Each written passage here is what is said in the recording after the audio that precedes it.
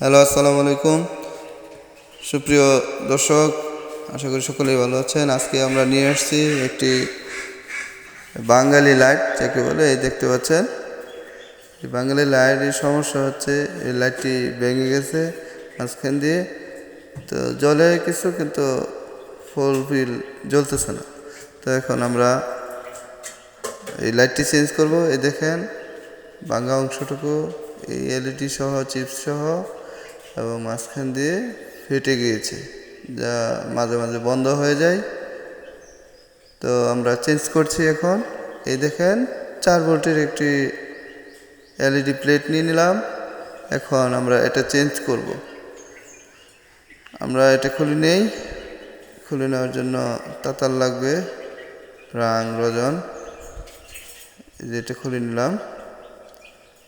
পুরাতন প্লেটটি খুলে নিয়ে এখন নতুন প্লেটটি সেট আপ দিয়ে দিচ্ছি। দেখতেই পাচ্ছেন। ধন্যবাদ সকলকে ভিডিওটি দেখার জন্য।